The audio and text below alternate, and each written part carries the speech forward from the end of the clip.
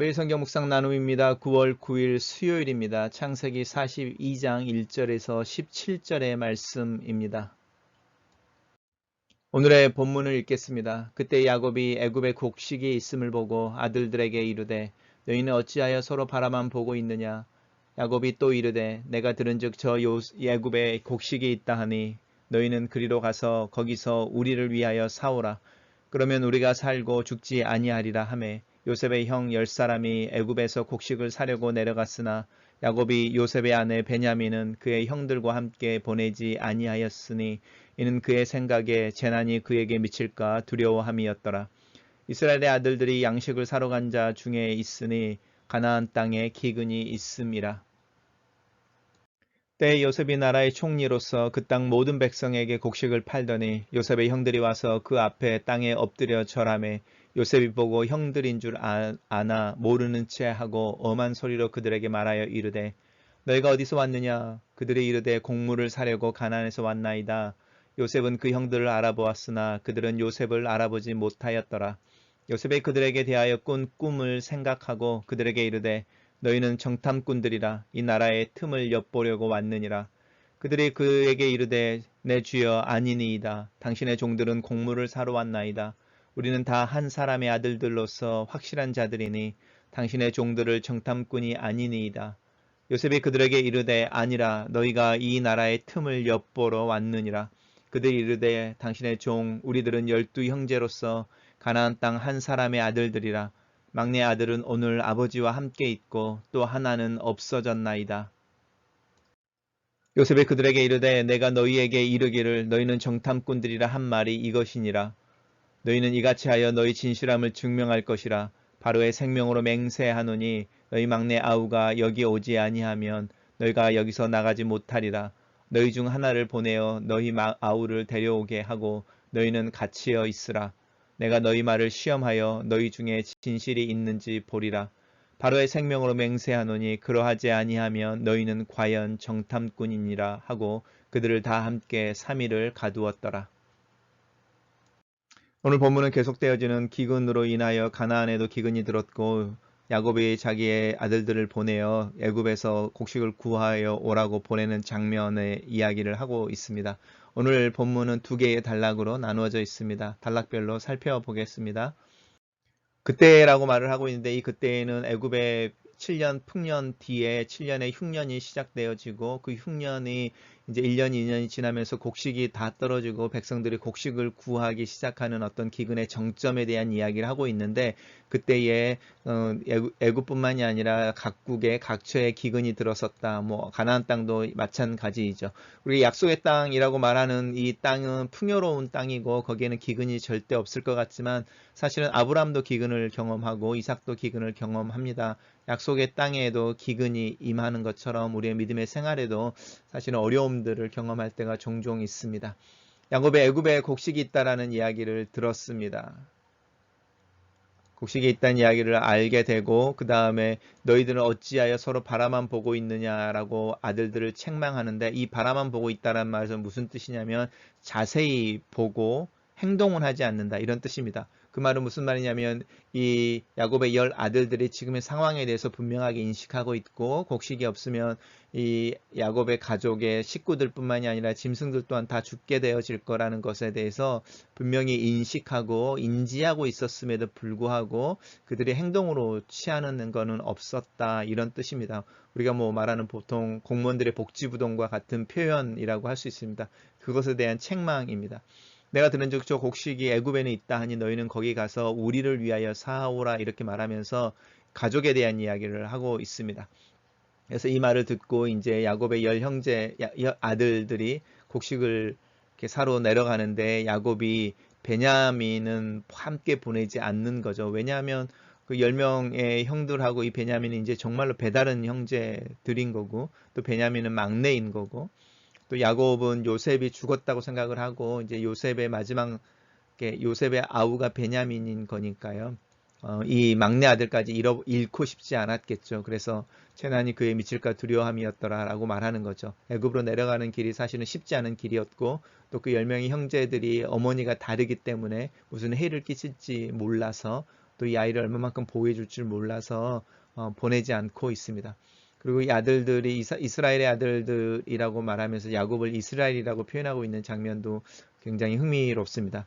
가나안에서 애굽으로 양식을 사러 가는 사람들이 많이 있었는데 그들 중에 섞여서 애굽에 도달했다 이렇게 말하는 본문입니다.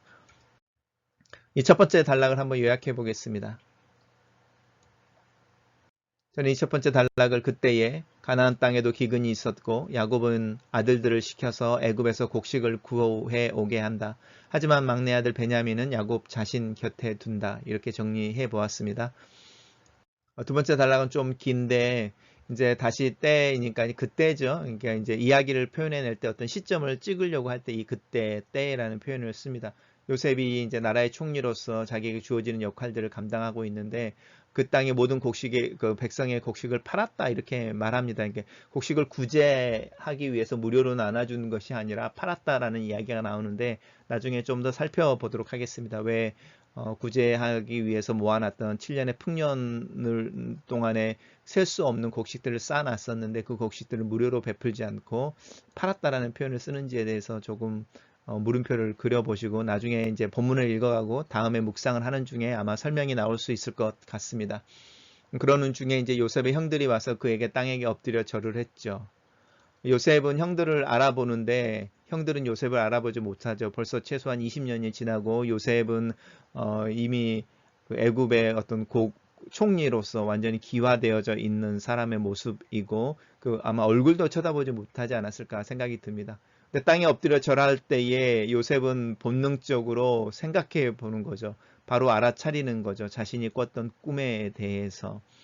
그러니까 이제 그 요셉의 곡식단 앞에서 11형제들의 곡식단이 절을 하는 장면이라든지 하늘의 해와 달과 열하나의 별들이 요셉에게 절을 하는 그 장면이라고 하는 부분들이 아이러니한 방법으로 성취되어지고 있는 모습을 봅니다. 그래서 우리가 어떤 꿈을 꿨다고 말할 때 그 꿈이 이루어지는데 전혀 생각하지 못했던 장소에서 생각하지 못했던 때에 생각하지 못했던 방법으로 이루어지는 모습이 여기에 있습니다. 근데 계속적으로 나옵니다. 이렇게 요셉은 형들을 알아보았으나 그들은 요셉을 알아보지 못했다라고 말합니다. 어쩌면 요셉의 마음속에는 아직도 상처가 남아있고 또 형들을 향한 원망이 남아있을 수 있고 요셉이 므낫세 이름을 지으면서 내 아버지의 집과 내 과거를 잊게 하셨다 하나님께서 그렇게 말하지만 여전히 그 깊은 상처로 남아있어서 그 형들의 모습을 멀리서 바로 알아보지 않았을까. 20년이 지났음에도 불구하고 알아보지 않았을까 싶습니다. 그러면서 이제 요셉이 어떤 생각을 하고 있는지를 살펴보면 좋은데요. 요셉이 이 형들을 정탐꾼으로 몰아가고 있습니다. 곡식을 구하러 온 10형을 정탐꾼이라고 몰아가는데 이렇게 몰아가는 이유에 대해서 그 다음 화면에서 한번 살펴보도록 하겠습니다. 그러면서 형들을 몰아가는데 왜 이 정탐꾼이라는 표현을 쓸까라는 장면도 이해를 하려면 곡식을 파는 상황과 이 정탐꾼이라는 장면을 통해서 강조하고 있고 또 이 정탐꾼이라는 게 위협으로 들어가는 이 요셉이 애굽의 총리로 있었던 이 특별한 상황의 역사적인 배경이 있는데 그 배경에 대해서 설명할 기회가 있을 것 같습니다. 오늘은 그 정도로 이 곡식을 왜 팔았을까? 그 다음에 왜 정탐꾼이라고 이야기를 하면서 이 단어가 요셉의 총리의 시절에 특별히 등장하고 이게 가장 큰 위협으로 이 나라의 틈을 엿보러 왔다. 이렇게 말하는 특별한 장면일까? 그러니까 뭔가 그 애굽이라고 하는 어떤 나라가 처해 있는 환경에 대한 이야기도 사실 여기서 조금은 발견할 수 있습니다. 근데 이제 그 형들이 정직하게 말하고 있습니다. 우리들은 12형제이고 가나안의 한 사람의 아들이니까 이 한 사람이 야곱을 의미하는 거죠. 막내 아들은 아버지와 함께 있고 그 중에 하나는 없어졌습니다. 자신들이 팔았다는 이야기는 하지 않고 없어졌다. 여기 없어졌다는 말은 뭐 죽었다 이런 표현 아니면 어떻게 됐는지 모른다. 실종 상태이다 이렇게 말하는 장면입니다. 계속적으로 이어지는 본문입니다. 그러면서 이야기를 하기를 너희를 다시 정탐꾼이라 한 말을 이것이다라고 말하면서 너희의 진실함을 증명해 봐 이렇게 말합니다. 어쩌면 요셉이 열 형들을 만났고 자기 앞에 절하는 형들의 모습을 보면서 제일 궁금했던 것, 그 형들은 20년을 어떻게 살았을까? 자기를 그렇게 팔아넘기고 그들의 20년은 어땠을까? 그들의 마음에는 과연 뭐가 있을까? 이런 많은 생각들이 이 진실함이라는 단어로 표현되어지는 것 같습니다. 그러면서 이 요셉인 줄 알지 못하는 그 열 형들에게 뭐라고 말하냐면 10명 중에 한 사람만 가나안으로 올라가서 너희가 말하는 막내 네 아버지랑 함께 있다고 말하는 여기 오지 않았다고 말하는 그 막내 아이를 데리고 와서 너희의 진실함을 증명해 봐라 이렇게 말하는 장면인데 이만큼 요셉은 어쩌면 형들의 마음속에서 이 진실을 보고 싶었는지도 모르겠습니다. 그리고 그들을 다 함께 3일을 가두었다라고 말하면서 이 3일 동안 가두었다라는 이야기가 나옵니다. 오늘 본문을 단락을 요약해 보겠습니다. 저는 요셉 앞에 곡식을 구하기 위해 절하는 형들을 알아본 요셉은 오래전에 자신의 꿈을 기억해내고 그들을 시험해 그들의 마음속에 있는 진실함을 알아보기 위해 그들을 정탐꾼으로 몰아 3일 동안 감옥에 가두었다. 이렇게 정리했습니다. 묵상 포인트입니다. 약속의 땅이라 불리는 가나안 땅에도 기근이 있었다. 아브라함의 때에도 이삭의 때에도 이 기근을 경험하여 애굽으로 내려갔던 경험이 있다. 하나님의 약속과 그 성취의 상황이라고 말하는 부분이 일반적인 흥황성쇠나 모든 것이 다 잘되고 있다는 형통함의 모습은 아닌 것 같다.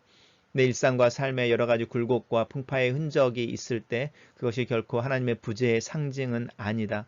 하나님의 약속과 하나님의 신실하심에 대한 믿음의 고백과 확신은 필요한 이유는 바로 이것 때문이다. 시간이 흐르면서 알게 된다. 하나님의 인도하심과 섭리로 인해 그 길을 걸어오고 통과해 왔다는 것을. 야곱의 아들들을 책망하는 장면 속에서 기근이 들고 온 가족이 굶고 있고 가정에 있는 모든 생명체들이 위협을 받고 있는 상황에서 그것을 자세히 보고 인지하고 인식하고 있으면서도 그 해결책을 찾기 위해 움직이지 않는 아들들의 소극적인 태도를 본다. 이 소극적인 태도는 요셉이 적극적으로 봉사하며 자기에게 주어진 일들을 최선으로 감당하여 형통함을 이루어냈던 그 성실함과는 많이 달라 보인다.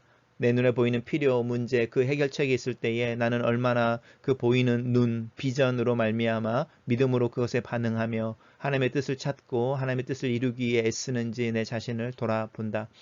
베냐민을 아끼고 화를 당할까봐 위험의 길로 내보내지 않는 야곱의 마음에는 13년을 지나 20년이 지난 지금에도 요셉을 잃어버린 것에 대한 자책과 슬픔이 있는 것 같다. 마르지 않는 눈물, 가슴에 품은 아들, 자신에 대한 책망, 그런 중에 늙어버렸을 야곱의 얼굴이 상상이 된다. 슬픔이라는 것이 꼭 어떤 슬픈 일뿐만이 아니라 내 마음을 둘 수 있는 것이 없음이 진정한 슬픔이 아닐까 싶다. 두 번째 묵상 포인트입니다. 벌써 나이가 40이 다 되었을 요셉의 모습은 완전히 애굽의 권세자였을 것이다. 그를 알아보지 못하는 형들 또 그 중에 요셉의 꿈은 자연스럽게 성취가 된다.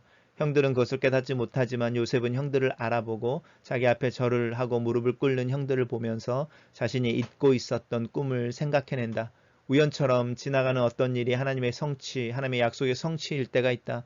그것은 마치 세례를 받고 물 위로 올라오실 때에 자기 머리 위에 내리신 성령을 혼자 보신 예수처럼 나에게만 보이는 하나님의 역사하심이 있다. 지금까지 걸어온 길들을 돌아볼 때에 나는 나와 함께 하신 하나님의 발자국을 볼 수 있다. 요셉은 두 아들의 이름을 히브리식으로 지으면서 하나님께서 자신의 고통을 위로하시고 과거를 잊게 하시고 번영을 주셨다고 고백했다.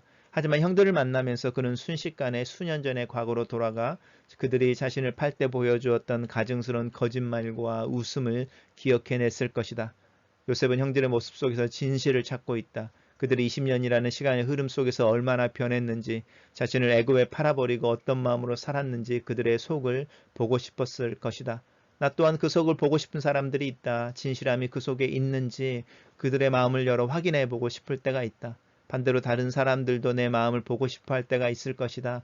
그럴 때 나는 내 마음을 열어 내 마음속에 진실함이 있는지 그것을 보여줄 수 있는지 그 진실함과 성실함이 내 안에 있는지 내 자신을 돌아본다.